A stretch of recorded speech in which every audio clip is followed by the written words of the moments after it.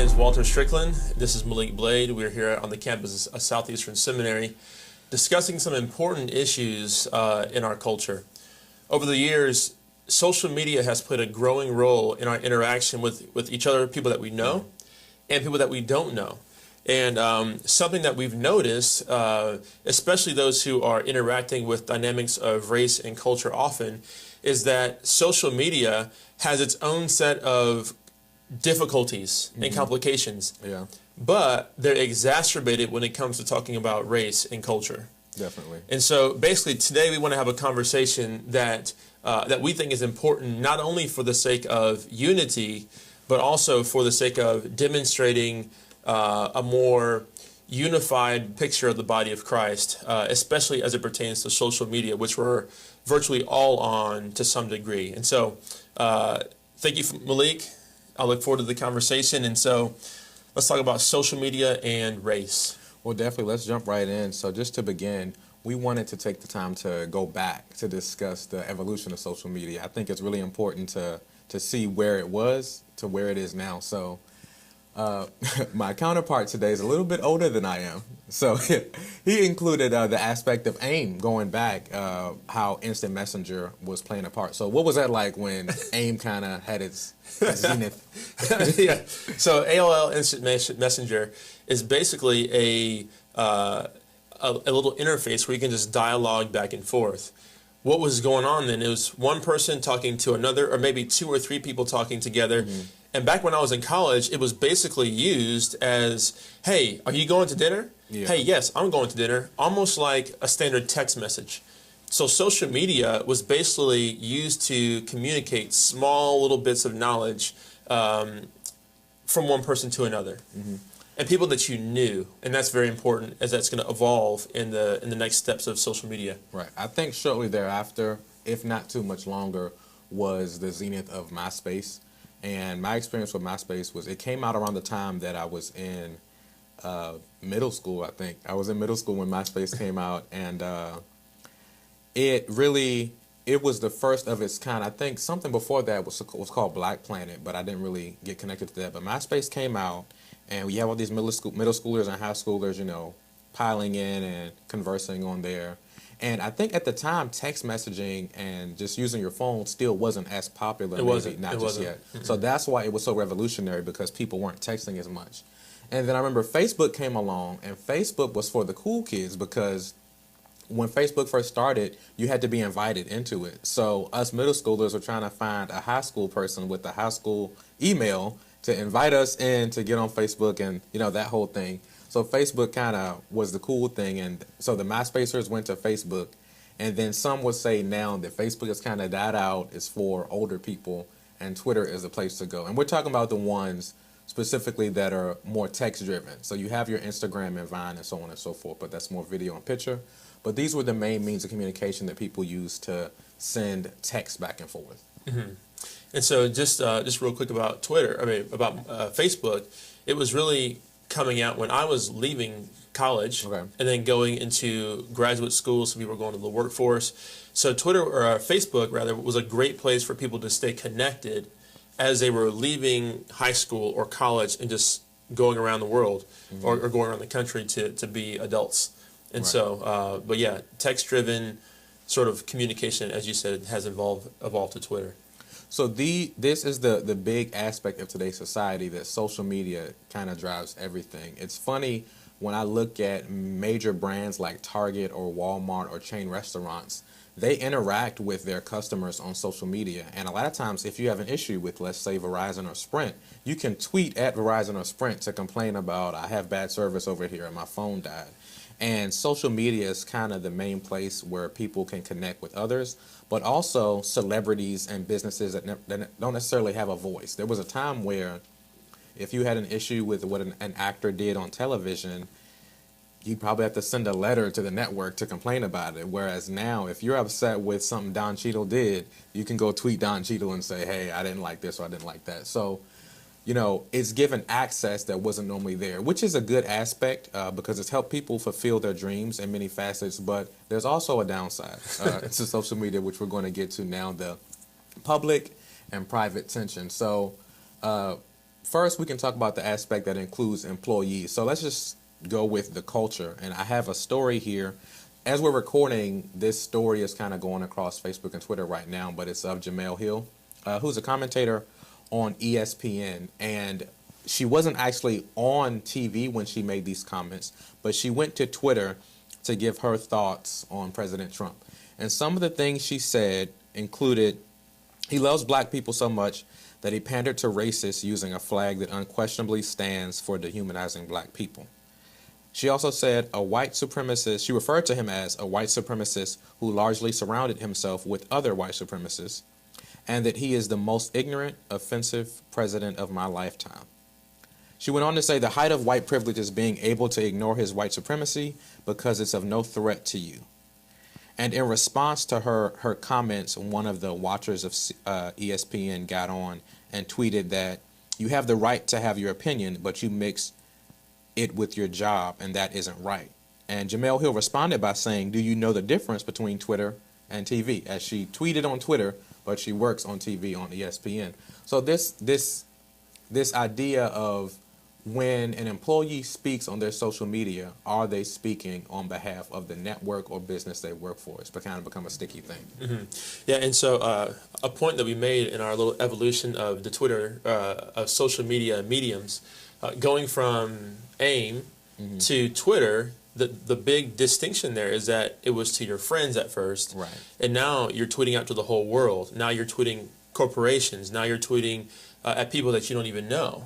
People can follow you on Twitter that you don't necessarily have to accept as followers. They can just know what you're doing. And so it really has changed a great deal, almost going from text messaging to people that you knew their name, knew their story, they know the context from which you're speaking from, to this new reality of being able to sort of speak, and then this sort of public-private dynamic begins to really come into play. And now we have lots of different new problems that we're having, like the employer-employee dynamic. And so do you think that ESPN has the right to interact with Jemele Hill and muzzle her, which is kind of what she is saying, perhaps? Yeah, I forgot to mention that after she did tweet these things, ESPN did disavow her statements on social media. Now, she hasn't been fired, but they definitely distanced themselves from the statements, saying that they don't support those views. Now, I think it's a slippery slope, because I think if we trail into this idea that anytime someone is speaking on their personal social media, that they're speaking for the business that they work for, assuming that those two are always coupled, then I think that creates a dangerous environment, because the reality is that leaves no room for redemption, and it kind of becomes a pick and choose situation, because there are aspects to where we can look into someone's social media history or their life as a whole and find some negative things that the company may not agree with. So we can't just assume that associating with someone or having someone work for you is a wholesale endorsement of everything they say or do. So in a perfect world, in my point of view, I think Jemele should be allowed to say what she said on social media. Her saying it on her personal Twitter account is different than what she says on the network. I don't appreciate the fact that they disavowed her on two levels. One, I understand that they need to clarify that they don't stand with her on those things if that's what, the situation. But at the same time, I think we need to go against the idea that assumes that they support everything she says on social media, because it's two different things. The other side of it, where I think the race component comes in, is obviously people of different races do view President Trump very differently. So there's an extent where some perceive this disavowalment of her is not them distancing themselves from her point of view, but a coddling of white supremacy. And it's difficult now, because at one time it was, hey, I say what I want to say privately in my own home, versus saying something into a camera, like on ESPN. Yeah. So now there's this new public-private reality, in that someone can say something on their own private, so to speak, personal, let's say, Twitter feed, and even though ESPN is on her description, broadcaster or reporter, what have you, even though it's said on that handle, it is associated necessarily or almost necessarily, or people make that connection when it suits their own purposes. Right. It's really easy to make that jump. And so it's just and I think one thing that we have to say is that the medium of Twitter itself is forcing this new interaction. I think it is helpful when we are able to distinguish the person from the institution. I think we do need to be able to make that distinction. One thing I do think is that as we interact on social media, it's going to be hard for people to actually do that. Only because there is because this public-private dynamic is just so muddled. And where do we draw the line? I think that it would be helpful for somebody to really come through and think about how to prescribe something like that. Right. So, but as you were saying before, I think social media has been helpful because it's given a voice to the voiceless. And so how to try to respect both dynamics, I think, is a very delicate balance that more conversation should be had to define. In addition to the ideas that we discussed in regard to employees, as a professor, what are your thoughts on students and their involvement in their private life? Yeah, this is important too. I think there's several levels that we have to interact with this on. First of all is the level of legality. If somebody's clearly participating in illegal activity, I think action needs to be taken there. If it's egregious and obvious, the authorities ought to be made aware of this. There's another level under that. I think if there is a particular code of conduct that a student has agreed to follow with their institution, I think that if there's evidence of someone breaching that code of conduct online, I think they should be, questioned about that, and then, appropriate action being taken after the facts are solidified. There's another level where it gets really gray. This gray area is if you have a student who's speaking out or participating in something that's germane to the American experience that we all share, and it's more a matter of perspective on that issue.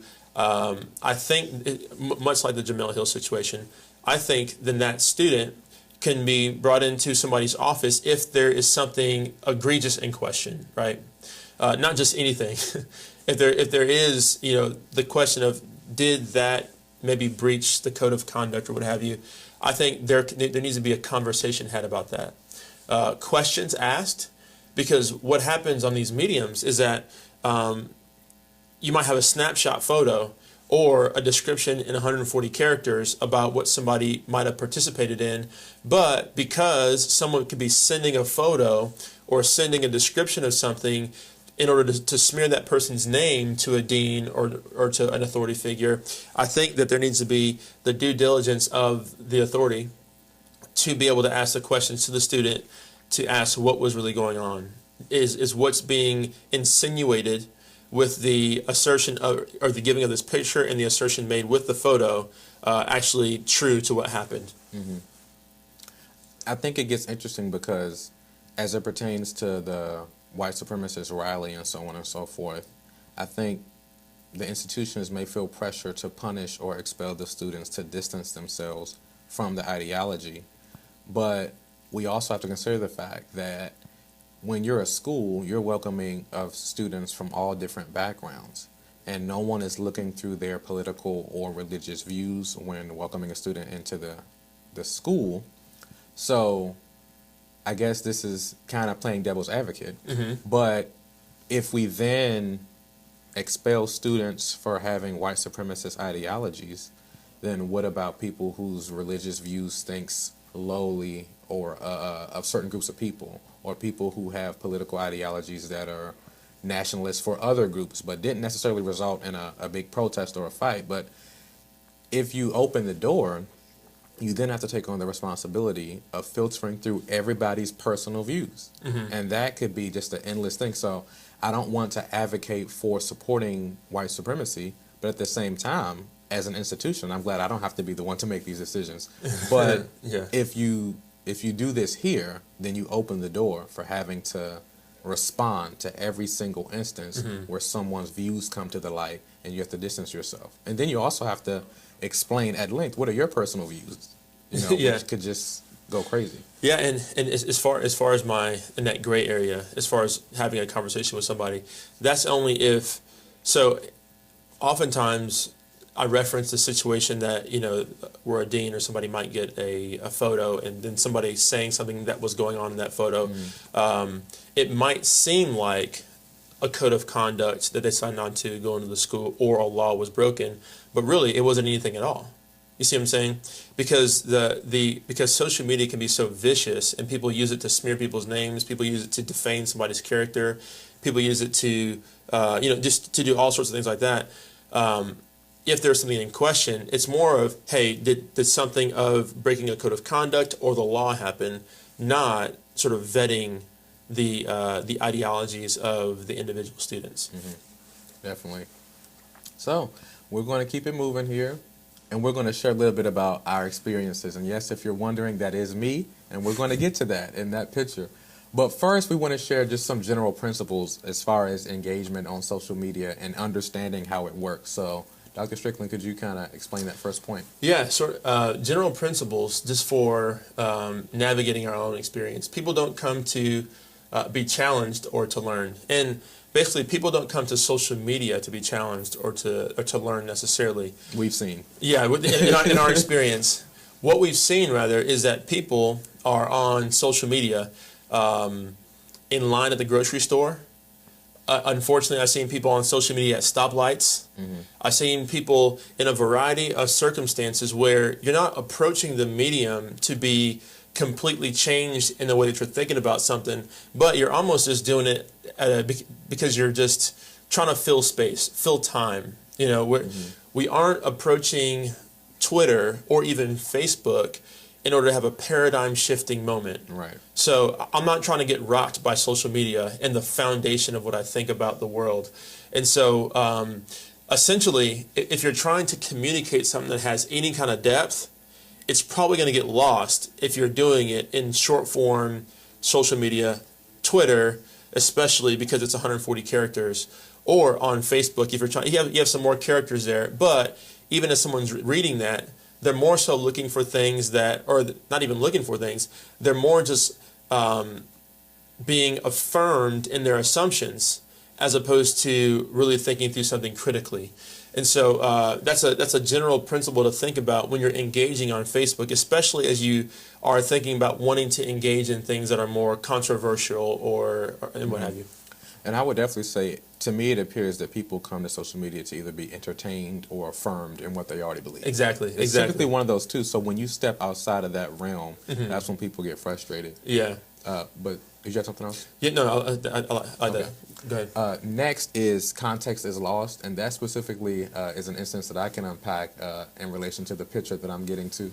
But the reality of social media is, we've opened it up to groups beyond our immediate friends. So there are people looking at what we say outside of just people we see at work, people we see at school, and family. I even know for myself, when I receive friend requests, I'm just at a point where I accept all of them regardless of who it is, unless it's noticeably a spam account. But I have all kinds of people who I've probably never met. I probably have more strangers on my friends list than actual friends, to be honest.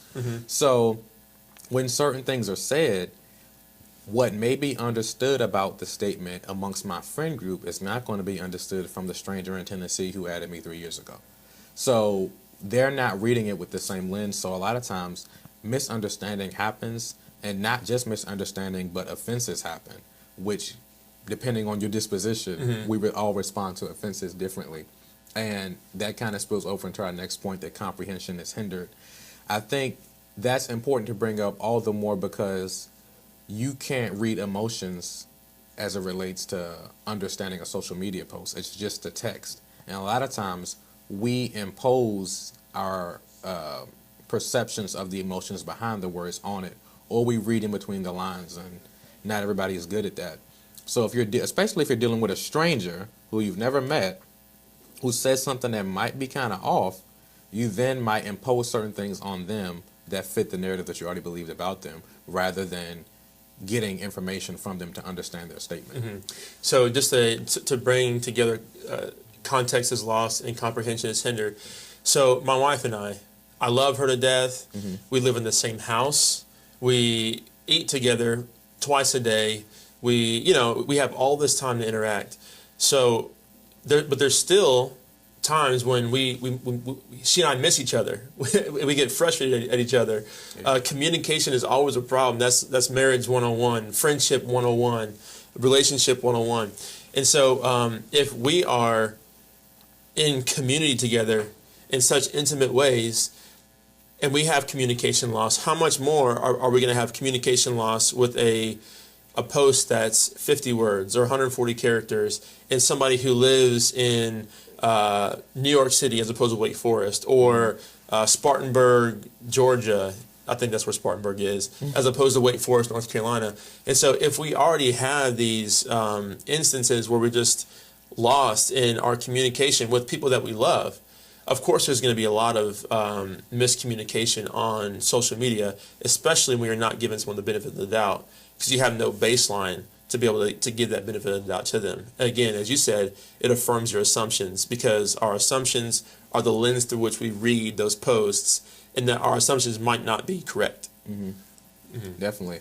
And something I shared with you recently that really kind of blew my mind was, I follow a radio show pretty regularly, and they were going to have a guest named Ebony Williams, and they said that she was a Fox News commentator.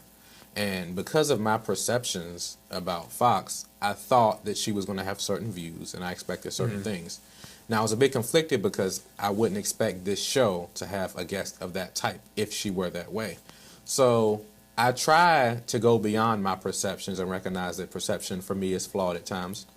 So I zoomed in on the interview, and it turns out, and this is all, found this all through Twitter, it turns out that she didn't fit the bill of what I expected of a Fox News commentator. In most cases, she's actually quite the opposite.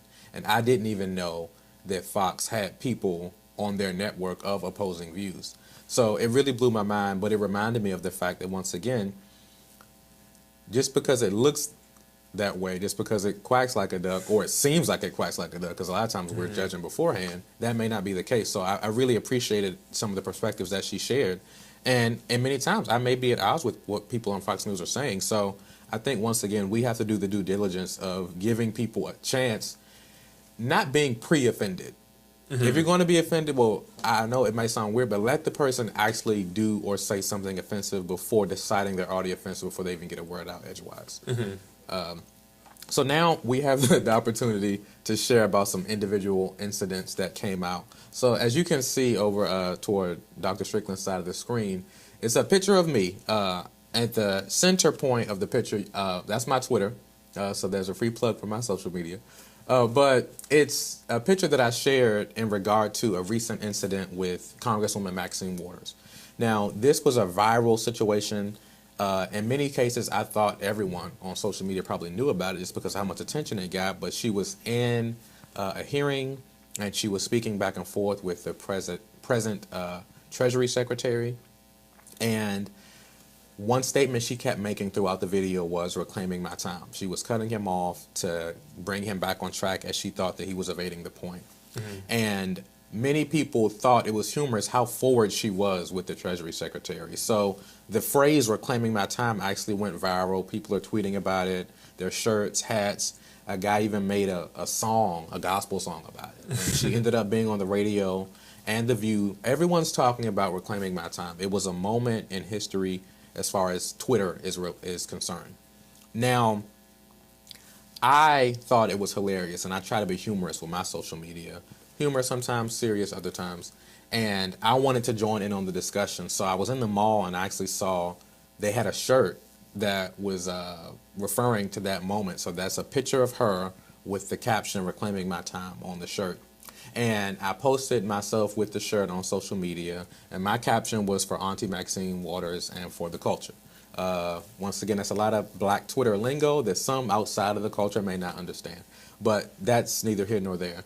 However, I also work at Southeastern Baptist Theological Seminary, And a lot of my following is pastors and missionaries and professors that are related to our convention. And because I don't want to be petty, I've scratched out the person's name, but one of many people grabbed the picture and shared it and had a lot of commentary on it. And their perception of it was that I was giving a wholesale endorsement of all of Maxine Waters' views. Specifically, their perception was that I was endorsing same-sex marriage and abortion. So one of the posts was, and this is after I deleted it because it spread so much that the president of the institution asked me to remove the picture. But one of the people that shared it said this is discouraging, and they added the Southeastern Institution Twitter page and myself. And then many others added the president of the institution and others here. Many wanted me to be fired. And what I realized is, even after deleting the picture, that someone had screenshotted it and then wanted to continue the narrative even after I had already removed it. And what I then realized was I was out of the conversation at this point. The people who had saw what I posted took it and then shared it to their following and painted it the way that they perceived it in light of support of abortion and same-sex marriage. Now, in my original post, I didn't reference those things, and in my original post, I had no context for those. I mean, I knew about those things, but that's not what I was alluding to at the moment. I was joining in on the ongoing conversation about the viral video. And I think it's important that we be careful of painting people to our audience and our social media following based on how we see it. This could have, in many cases, damaged me in a lot of different ways. But what I saw is the ongoing issue of context being lost on social media, but also people assuming that their perception is the reality. And then once they're already convinced, they speak boldly to their following. And you have no control over what other people say to their following about you. Yeah, and I was going to say that the idea of losing control of what people say about you and about things you post on Twitter is a part of the unfortunate state of the medium. Mm-hmm. You know, people can say whatever they want, and it can go viral, if you will, just saying things that are untrue assumptions that are made about that picture can be made the narrative about that picture when it's not what it was intended for. And so it's this right here is a perfect picture of some of the liabilities of social media, especially Twitter. But it's a very teachable moment that should give us pause as we're beginning to unpack an image, especially if you're talking about something like this, where you have a Southeastern Baptist Theological Seminary employee, and there is a picture of a person who you might think politics in a political platform right when you see the person, but you understand what the school stands for. That might be cause for pause, to say there might be something that I don't understand. I might need to look more deeply into this before I inject my assumptions onto somebody else and what they're saying, especially with somebody's connectivity to an institution that has a long history of, and a very vibrant history of being, pro-traditional marriage and also pro-life. And so I think that's very, very important for us to sort of be slow to judge in these situations. But because I think social media, especially Twitter, and just the fast nature of it, and the fact that we have people, on our feeds tweeting and tweeting and tweeting and tweeting, it's not even built to cause you to slow down. It's actually being built to cause you to speed up, to get onto the next post, and so you don't have time to really think through what your assumptions are before you begin acting on them. I believe you have a story of how social media kind of created some division within a church. Yeah, so Malik's story was fantastic because it just shows what it can do to a person. I've heard several accounts of what damage social media has done to organizations, but in particular a church. So there is a post that a church member made after the Philando Castillo verdict that, hey, I'm praying for the Castillo family. So somebody also from that church came in almost immediately and said, how are you going to back or say that he's not guilty or something to that effect, you don't know all the details. And so the assumption is that the original post was somehow saying that this officer was guilty for sure. And not just, and that goes beyond what was being said. And what was being said is that, hey, there's a family who lost, Right. a son, a brother, and what have you. And I'm praying for them because there's been a death. Human life has been lost. And so because that person viewed this through their lens, and they are, and they might have a bent towards law and order, a bent towards just trusting police almost just without question, they assumed that post was speaking to the guilt or innocence of that police officer. So then others at the church began to start a conversation that got pretty heated very quickly. And then because of the heat that was generated by the conversation, the pastor was brought in on it. The pastor's judgment of the situation was that person often speaks out of turn. That person often is speaking uncharitably. So that's an uncharitable person. Let's not deal with that. The problem with that statement is that there's a lot of racially charged assumptions and dynamics that were assumed in that statement. And so that statement needed to be dealt with at a deeper level, because now those who were simply trying to pray for the Castillo family, they're feeling like even their pastor doesn't even have their back. Mm-hmm. And so the unfortunate part is that, yes, maybe that person does often speak out of turn, but this is exacerbated by the fact that we live in a culture that has more racial tension in it, perhaps, than it did 5 years ago. Mm-hmm. And so this created real division, and people, I believe, left the church over this situation. And so in this moment, I guess I bring our attention to this scenario to say that we have to begin to read posts with the intended meaning of the post in mind. Mm-hmm. I'm praying for the Castillo family. Let's then pray for them because they lost a son and a brother, right, and what have you, as opposed to assuming that a political statement is being made and then making that the story. And then also, if you have an opportunity, I would just admonish lovingly pastors, especially if you are a pastor who's trying to cultivate a multicultural church. This is very important because this is an opportunity to teach. This is an opportunity to bring people into a conversation where we can have mutual understanding, because I don't think that the person who originally made the post, the person who made the initial comment, and then those who got involved in the conversation, I don't think they ever got to the place where they understood each other any better than they did originally. Mm-hmm. So pastors can be a very vital, and the spiritual leaders and leaders in general play a very vital role in giving people this place and cultivating a space for mutual understanding. Mm-hmm. Yeah, I think that it's definitely important to have in-depth conversations about these issues as they come up. And as my pastor spoke about recently, that we should be peacemakers rather than just peacekeepers. Mm-hmm. So when these issues come up, I don't think the solution needs to just be, well, just delete that and so they'll stop complaining, or just ignore such and such. Those aren't necessarily long-term solutions. They're more of a Band-Aid on the stab wound. But we need to be intentional about doing the surgery or the necessary work that's needed to work through the difficulties of these issues. And they're multi-layered, and they're going to come up all the more, especially if you are trying to build a multicultural, multi-ethnic, multiracial church, because you have more perspective, more context, mm-hmm. more layers. And I really think, maybe unconsciously, but many may go the route of just creating a homogeneous setting when they're planting because it's easier. Mm-hmm. Yeah. So tell us about trigger words. Specifically, I would say that in the evangelical space, there are things, like specifically in my situation with my picture, there are certain things that get people riled up. I mean, the word conservative resurgence rings a bell in the Southern Baptist context, doctrine, atonement.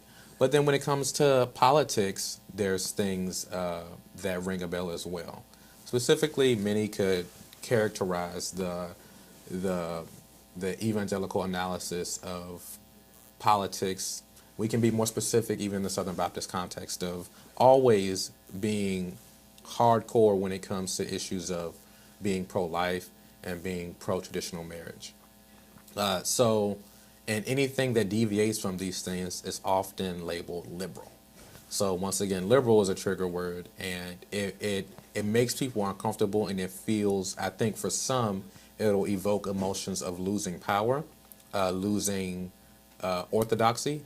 And once again, I think these words do have meaning, but they also come with stigmas that aren't necessarily true. Many would, in circles like this, would label the Democratic Party completely liberal. So it can go to the extent of dismissing the Democratic Party or any ideology that's labeled liberal as anti-Christian. Conservatism is another trigger word, which in many can wholesale perceive it as the godly way. So all these words, they have direct meanings, but because we've kind of become loose with language, we use them in ways that they shouldn't be used. We use them too quickly as a blanket statement, but we also use them without knowing that they come with other baggage that we may not, or we may be intentionally imposing.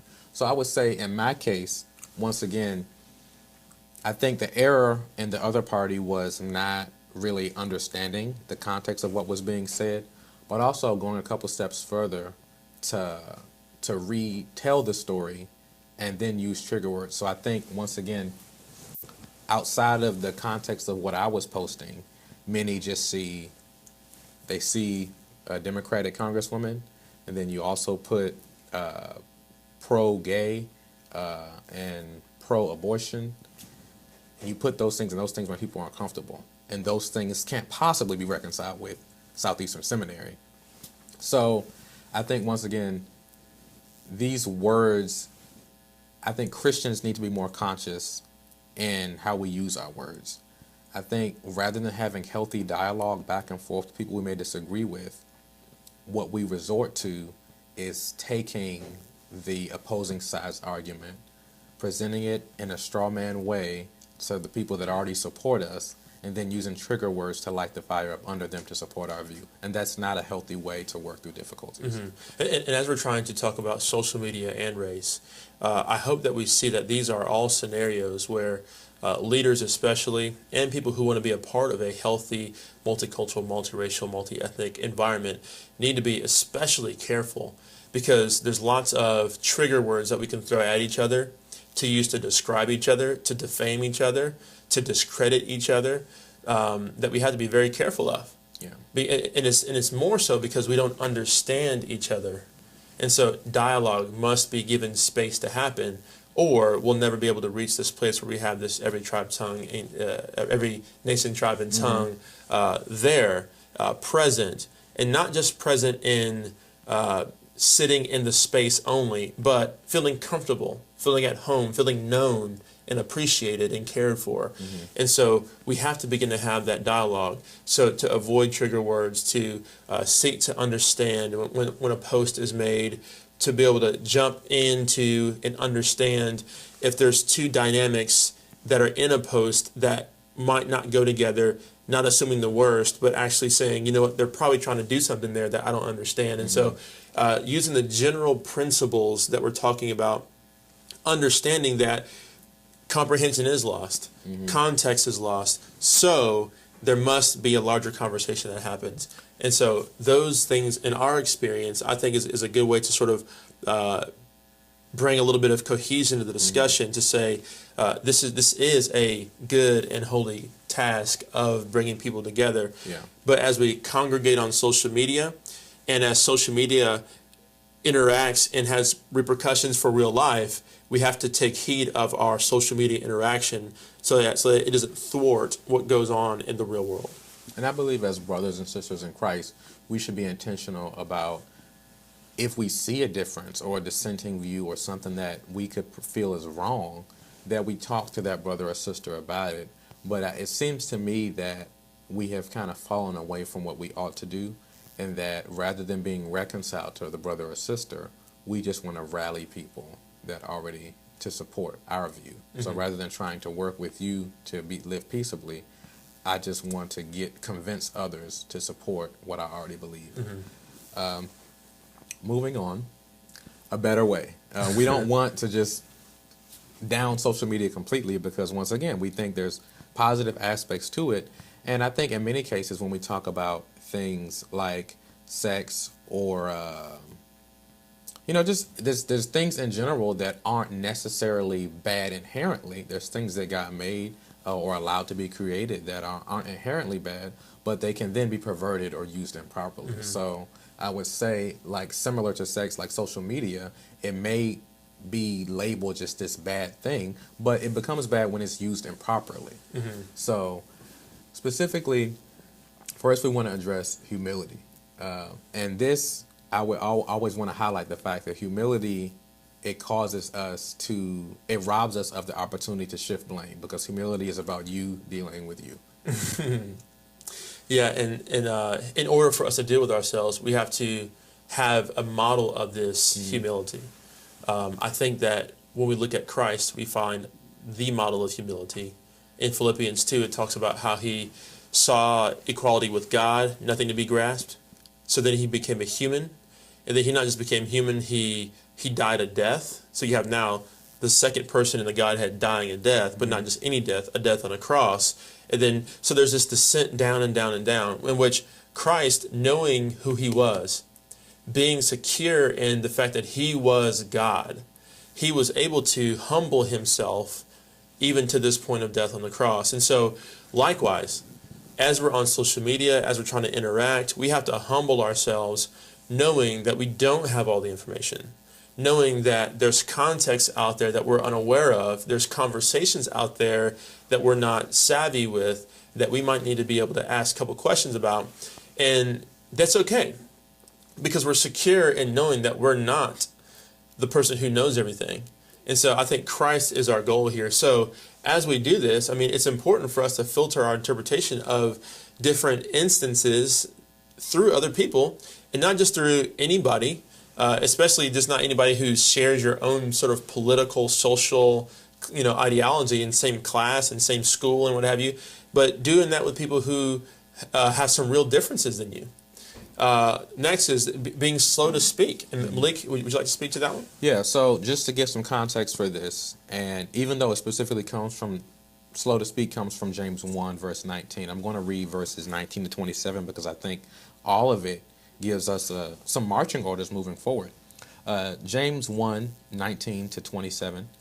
Know this, my beloved brothers, let every person be quick to hear, slow to speak, slow to anger. For the anger of man does not produce the righteousness of God. Therefore put away all filthiness and rampant wickedness, and receive with meekness the implanted word, which is able to save your souls. But be doers of the word, and not hearers only, deceiving yourselves. For if anyone is a hearer of the word and not a doer, he is like a man who looks intently at his natural face in a mirror. For he looks at himself and goes away at once, forgets what he was like. But the one who looks into the perfect law, the law of liberty, and perseveres, being no hearer who forgets, but a doer who acts, he will be blessed in his doing. If anyone thinks he is religious and does not bridle his tongue, but deceives his heart, this person's religion is worthless. Religion that is pure and undefiled before God the Father is this, to visit orphans and widows in their affliction, and to keep oneself unstained from the world. So I think there's a lot there that can help us perceive how we should engage in social media. One being the importance of bridling our tongues, and it also saying that a person who doesn't do so has a religion that's worthless. I think how we respond and treat other people is a reflection of where we stand with Christ ultimately. And it speaks, our actions speak much louder than our words, but our words should also be seasoned with salt. So you can't really exchange one for the other, but both should be pointing people to Christ. And I think there are areas of life that we begin to feel like, okay, God's in control of that, but we believe that certain areas are areas where we can kind of exalt our own throne. So I see this mostly in areas like money, dating relationships, where it's like, okay, God has the rest of that, but I can kind of freestyle with my money, and I can freestyle with who I date. And all the more recently in 2017, I think social media is that new place where we think it's okay to just freestyle and do our thing, without the realization that no, my social media engagement and what I say and how I respond also should be submitted to Christ. Yeah, and I think this is so new. Social media in general is so new. it hasn't been like we have church history annals that are working through this. Right. I mean, in theology and culture classes, I mean, I just think that you might be beginning to interact with social media, because it was this thing that was so limited in its influence and who was using it in the past, but now it's just become this phenomenon, and it's almost like that we're behind the eight ball in our thinking biblically and theologically about it, only because it's become a problem. And so now it is one of those areas that before we wouldn't have thought to apply the gospel that we know well to, but we must do that even now. And so Proverbs, was it 27. 17, that's what it is. And it's one of my favorite verses, especially when we're talking about what it means to interact across the lines of difference, is that iron sharpens iron as one man sharpens another. And so this has the potential, this iron sharpening iron has the potential of being explosive, because sometimes when you have two things rubbing up against each other, it can go poorly. But it has the potential, as Proverbs is talking about, to actually do a positive work in us and making us more into the image of Christ. And so as we're interacting on social media, allow yourself to be sharpened by those people who have a different ideology than you, which will cause you to have to do more work to understand. And then also, as you're listening and reading and interpreting, as we said before, begin to allow people to help you to interpret what you think you're seeing as well. So I think this all speaks to the umbrella idea of humility. And so let us be humble as we approach this medium, which again, not that we have approached it with haughtiness previously, but we just approach it with this sort of lackadaisical, wanting to be amused or be affirmed only because of the way in which we use the medium. And so basically, since we have a lackadaisical sort of view of the medium, we have to begin to reimagine our use of it so that it can actually be something where we learn more weighty things from it, because people are using it for those purposes. And I think we have to grow in our desire to be sharpened. Exactly. Especially as it relates to social media, but life in general, because many times we become comfortable with the way we view the world. And it's easy, and we surround ourselves with people who think that way, maybe in work or in church. And I think our prayer should be that God help us to grow in a desire to be sharpened, as I believe that's a part and parcel to the sanctification process. It's a part of it. I agree. Incarnational principle. So I think, as we mentioned with AIM and then MySpace and then Facebook and Twitter, if you go before these social media mediums, the way people communicated was, calling on the house phone. And before that, I think, was pagers. Well, no, that wasn't before. That would have came later. But there was pagers, and it was the house phones, and then it was going back and sending letters and quails, and so you can go really far back with that. But if you look at the progression, our communication has become more and more widened and more less personal, less personal than what it used to be. So it used to be at a point where you had to talk to people in person, whether you had to ride a camel or walk for a long time to get to them. I'm going to talk to you directly. And now we're at a point where we can meet thousands of people from across the world online, never in person, and communicate with them directly. So we want to advocate for face-to-face communication, as we believe it restrains evil. And I know you have some more on that. Yeah, definitely. So just to begin with the incarnational principle in general, this obviously comes from John 1:14, about God, taking up residence with those who he was trying to reach. There was the opportunity for God to say, you know what, I'm going to give a word to my people. And that word can just come through a book. Well, he didn't do that. He actually sent a person. The Word, Christ, became flesh, and he dwelt among us. So although we do have, as you were saying, letters, we do have the ability to write messages or talk on the phone or what have you, we're not saying that we shouldn't use those. But I think in an era where it's a lot easier and more available to use mediums that are less and less personal, and I think that progression of being less and less personal is very important that you mentioned, because we are more detached from the people that we're trying to reach. And this really allows us to dehumanize people. And so when we interact with somebody's Twitter handle, we don't really see it as a person. We just see it as somebody or something we're going at because they're the view that they represent. Exactly, because we see them as an idea and not a person. And that's really completely anti-Christian.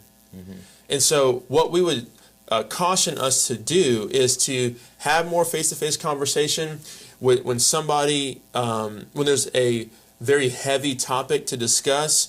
I know people run to their phones and see what their favorite pastor or theologian or news commentator or politician is saying about it. But I would encourage you to talk to people who are in your neighborhood, at your church, at your workplace, because therein real give and take, pull and tug can happen. Because I don't think it's going to happen well in a social media environment. False boldness. Now, as I was thinking about this just came to mind, is that, I've been dealing with people who are serving in a variety of contexts. And something that's consistent, no matter what culture or race that I've seen, is there are some people that still struggle with sharing their faith. There's a hesitancy with that. There's, I don't want to offend. I don't want to be too pushy. I don't want to be aggressive. And I know from some people that have had friends, for 10 years and still haven't really gone there with the gospel message. Yet for some reason, we find it easy to jump online and argue with a stranger about why they should be pro-Trump or why being anti-Hillary is foolish and whatever the case may be. And I think it's misplaced zeal, really. We're willing to die on heels of defending our personal views, but by and large, we tend to lack zeal in the areas that it matters. Our most personal. Yeah. And our most I shouldn't say personal, our most fundamental view. Yeah. Right. It matters all the more. If you're going to be aggressive and forceful, then be bold with proclaiming the gospel message and dealing with whatever the repercussions are, to live as Christ and to die as gain. So he's prioritized over everything else. And I think we have the inverse where it's, I'm willing to die for my personal views. And when it comes to the gospel, I'm shaky on that. Well, and I think there's this false conflation of there's my political views that we assume are synonymous with Christianity. Right. So it seems like people are dying on the hill of their faith, but they're really dying on the hill of a political party or political platform, which is not actually in the scripture. Absolutely. So, Matthew 18. So many of you guys might know Matthew 18, basically because this is the text where it talks about church discipline. So you almost see this in a very negative light. So the fact of the matter is, each of us should always be living in an environment where we have people who love us enough to come to us and just continually push us towards godliness, towards righteousness, towards love and good deeds every day. And so that first step of Matthew 18, to come to somebody in person, one-on-one, is a process that we should be on a daily basis. So if we see something in a brother or sister on social media or in real life that we perceive to be against the grain of the gospel, then we ought to, by virtue of Matthew 18, then go to them and have a conversation, incarnate, in person, and not just settle for allowing that to be an opportunity to slander that person online. And so this is, again, will help you then understand what was going on, if there is some communication loss because of the context being lost and what have you, or it's an opportunity for you to then be able to teach that brother or sister, and then hopefully they'll begin to see why it is that you were so concerned about that post. Or you can see why it is not something that's worth the level of concern that you originally had. And I just want to drive this point home. I think that if there's anything that we've learned through 3+ years of Kingdom Diversity is we're actually it's at always 4. best. Yeah, 4. So 3+. I don't know Okay, okay. Yeah. I mean, it's meet with people in person, especially if you want to talk about race or politics or things of that nature. Just meet with people in person. It's typically better that way. And I really don't think that the things that we argue for on social media are that urgent that I had to comment. or I had to reply to that tweet. You know, a lot of times it's not that urgent. And, you know, I feel like if it is, where it's like you see a brother doing something online that's absolutely just wrong, then if you know them, you know, call a meeting with them. I think this then spills over into the ideas of, okay, how much can you do personally versus dealing with the world or even the country, all the Christians you know in different states. So just to close us out here, we asked the question of who are you responsible to minister to? Yeah, you know, I was talking to a friend of mine who's a pastor, and he was he was fighting this battle. It was, I forget what happened, but it was another racially charged incident in our country. And so he was catching flack for not responding publicly to this event. But in the very moment he was sharing that, he had hosted an event at our church to be able to talk about these things. And so what we then talked about, Cortland Perkins brought some heavy wisdom for us, and he was saying, you know what? You're not responsible to God for your social media following as you are responsible for helping shepherd the thoughts of your family and your church. And this is to one of our elders. And so as a pastor, he's called into account to what he does with that church and those people that God has given him. And so who are we responsible to minister to? I would say, dovetailing with the incarnational principle, those whom God has placed us around bodily. And so let this be a charge to all of us that when something happens in the news, let us, you know, for me, I mean, I've even caught flack for this, is that because I went first to my family to make sure that my family was thinking well about this, and then to make sure that our church was going to respond well up to this, you know, to the incidents on Sunday morning, and having conversations with our elders to make sure that we were addressing this in a way that was affirming the gospel and allowing the gospel to cut against white supremacy in a way that it should, and then talking about those who were a part of this white supremacist movement as though they actually can be redeemed, right? So because I went and had those conversations first, then I was accused of not saying anything online. I say that to say, not that I shouldn't have been saying anything online. You know, people, you know, I do feel the urge to do that more, but I think we often should default to those people who are around us first. And then if we have some spillover, you know, into our social media presence in a more positive way, I think we can begin to then have those discussions. What do you think, Malik? I do think we can very easily do two things. One, hold pastors and leaders and maybe diversity professionals like ourselves to this unrealistic standard of having to have an answer and thorough response to everything online, because it's not realistic to shepherd your social media following, because you can't. That's God's responsibility. Only he can take on that large of a task. So one, we can't hold deny leaders of their humanity by expecting them to take on this responsibility of shepherding the internet. But also, we can't take that on personally.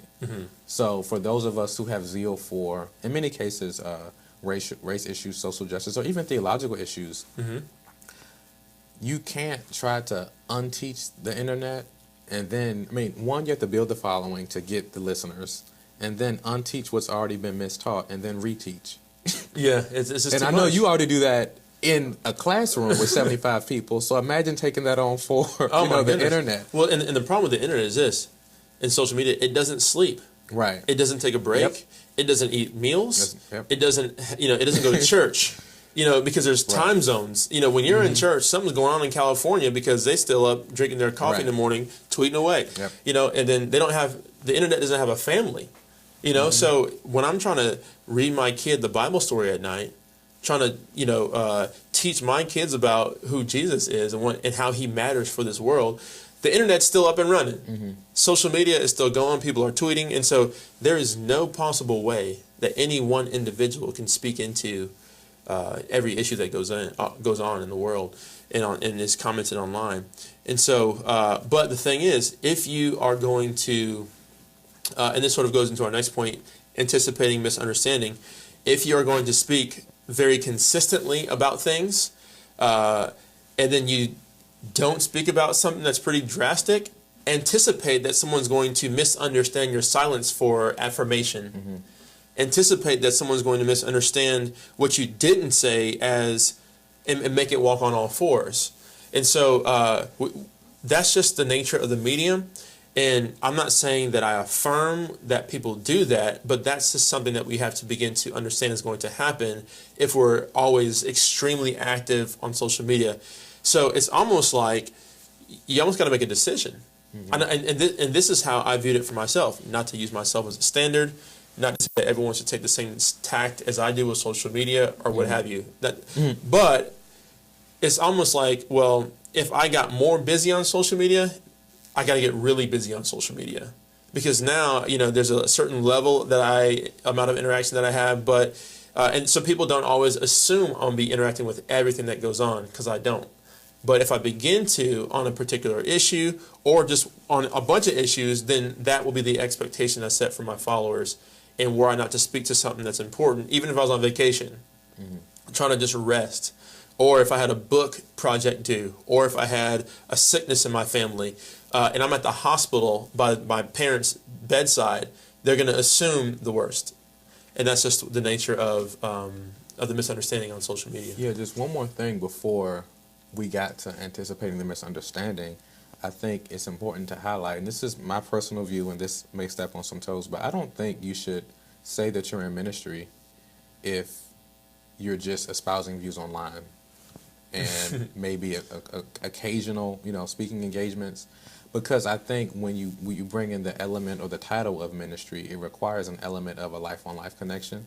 So it's one thing to just say things to the masses constantly, which I see a lot of people doing online. But you have to also, that's fine, and I'm not invalidating that, but you also have to couple it with relationships with people.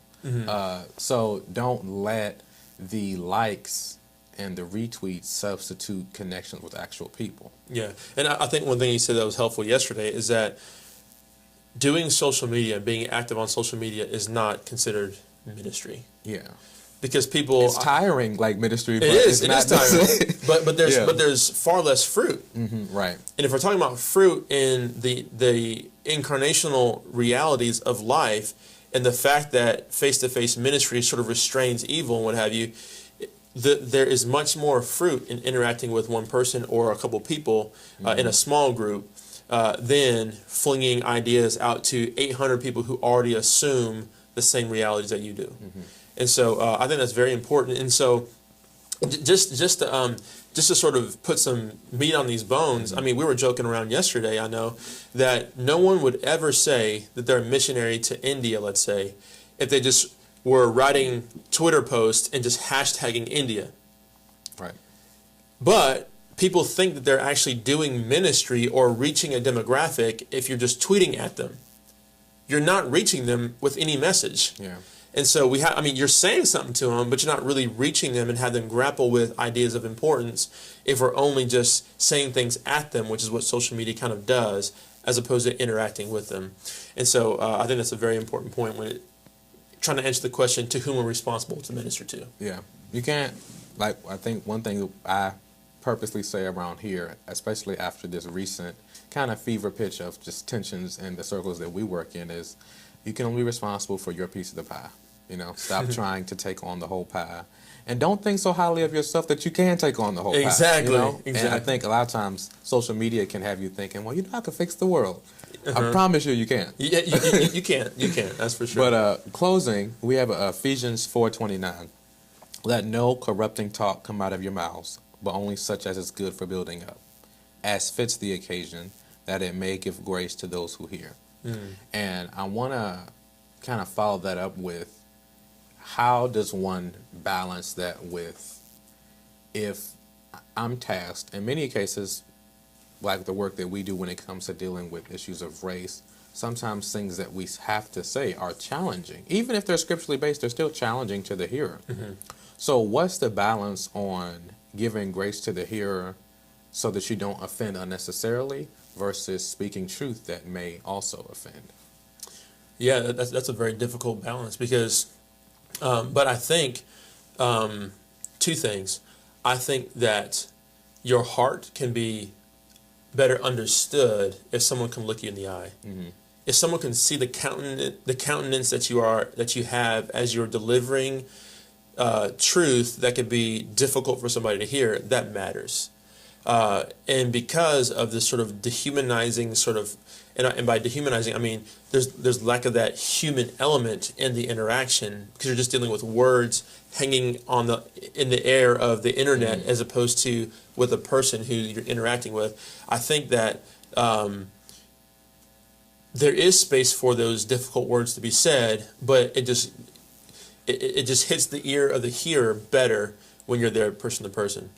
The second thing is, I completely forgot what it was. Oh. But I'm not a problem. Well, if you I'll just start talking. Yeah, bring it back. Yeah. So what I wanted to say is, it becomes hard because even when I look at this scripture, I know that the reader will interpret it differently. So what someone may label as corrupting talk will be different than what I label corrupting talk. So it becomes hard because we then have to wrestle through, okay, well, why do you say that that's corrupting in the first place? Because I thought that I'm just sharing truth and love. And I think of the commendation that we made to some students earlier this semester, it was that let that serve as the opportunity or the proof that it's necessary to have these conversations, but also it's worth it. Do the hard work of wrestling through, well, what is corrupting talk? Because I thought that I was just being real. Wrestle through those things with people, rather than going the easy route of surrounding yourself with yes men who already agree with you. I was listening to a story told by someone who's an anti-racism educator, and basically he was just saying that he went to Minnesota. And there's a thing called Minnesota Nice. It's sort of a principle that everybody lives by. And so since he's doing race and diversity work, he was saying that the people who are minorities in this area, in Minnesota, it's very difficult for them. Because if you do something that's not Minnesota nice, then you're seen as somebody who's not being nice, and therefore you get marginalized. So to make a statement that might be a hard statement, one that goes against the grain of the assumed dominant culture, is not nice. Right. And so, but just because something is not a part of the dominant culture, the assumption of the norm, doesn't mean that it's not nice for them to say it. It actually might be the most nice thing that they can do to help correct false assumptions of what goes on being unchecked. And so it's almost like this, like the corrupting talk might not include a loving critique, but the critique has to be loving. And that love is demonstrated in relationship, in an environment where you have a relationship with somebody, they can trust that you are invested in them and that the comment is loving, especially if you've demonstrated that to them over time. Granted, we should be able to have our hearts softened and be humble enough to receive that sort of critique lovingly without that relationship, but that relationship always does help. And I think we can close with this as it relates to Ephesians 4, also speaking of having speech that is good for building up and as fit for the occasion. I think we have to ask ourselves, before you tweet, before you post, before you get on Instagram Live or Facebook Live, is this really going to build the body up? And we have to ask that question in light of the fact that, is what I'm about to say going to help build the body, or is it helping me relieve stress? Am I just getting some anger off? Ask yourself honestly which is going on, and that'll help you filter through whether or not you should say what you're about to say. That's very helpful. And also, I would just add this last thing before we sign off. It's not just about the statement that you make, but it's about understanding the medium that you're using to communicate. And so I oftentimes lean positive on social media.